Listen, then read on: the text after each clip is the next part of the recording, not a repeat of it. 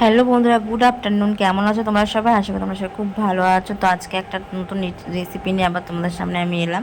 আজকে বানাবো পেঁপের ছেচকি। দেখেছো কতটা পেঁপে আমি ঘষে রেখেছি। ওখানে নিয়ে নিয়েছি ছোলা পরিমাণ মতো, তেজপাতা, শুকনো লঙ্কা, গোটা জিরে, ভাজা জিরে আর ধনে ভাজা। তো এখন কড়াই বসিয়ে দিয়েছি। গরম হয়ে গেলে দিয়ে দেবো এতে পরিমাণ মতন তেল। আগেও অনেকবার আমি পেঁপে ছেচকি বানিয়েছিলাম, অনেকটা বাঁধাকপির মতন লাগে খেতে। তো ভাবলাম যে তোমাদের সাথে আজকে শেয়ার করবো। মূলোর ছেচকিটাও ভালো লাগে খেতে, কিন্তু এই সিজনে তো আর মূলো পাওয়া যায় না, তাই ভাবলাম একটু পেঁপে ছেচকি খাই। তো এখন তেল গরম হয়ে গেছে, ওর মধ্যে আমি দিয়ে দিলাম পরিমাণ মতন গোটা জিরে, তেজপাতা দুটো, শুকনো লঙ্কা দুটো। এখন এটা একটু হালকা নাড়াচাড়া করে নেবো। তোমরাও চাইলে বাড়িতে বানাতে পারো, খেতে খুবই ভালো হয়। আর যারা মাছ খাও তারা চিংড়ি মাছও দিতে পারো। তো আমরা যেহেতু মাছ খাই না, তাই আমি ছোলা দিয়েও করছি। ছোলা ধনে পাতা থাকলে আরও ভালো হতো, কিন্তু ধনে পাতা ছিল না বলে আমি ধনে পাতা ছাড়াই করেছি, ছোলা দিয়ে শুধু। তো এদিকে তেল আর শুকনো লঙ্কা তেজপাতা হালকা নাড়াচাড়া করে নিয়েছি। এখন দিয়ে দেবো পেঁপেগুলো। এই পেঁপে ঘষতে অনেকটা সময় লাগে। তো আজকে আমার কর্তামশাই আমাকে হেল্প করেছে, পেঁপেটা ঘষে দিয়েছে। তো ভাবলাম তাই তোমাদের সাথে রেসিপিটা শেয়ার করি।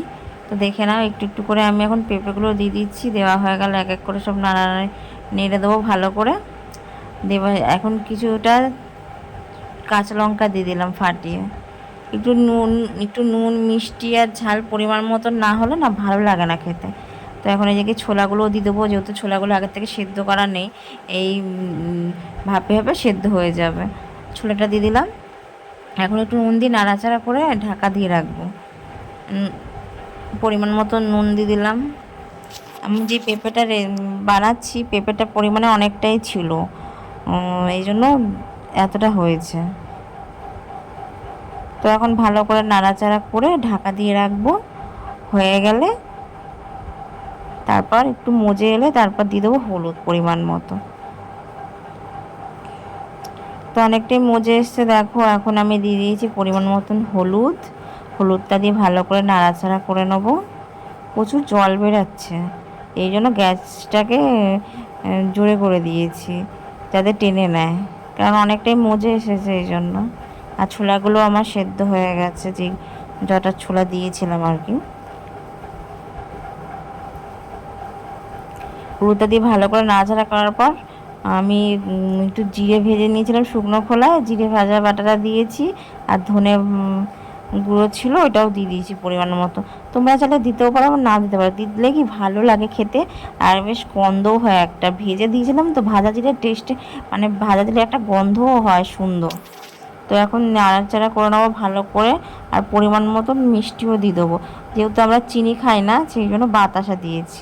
তোমরা চাইলে চিনি দিতে পারো। এই যে এখানে আমি পরিমাণ মতন বাতাসা দিয়ে দিলাম।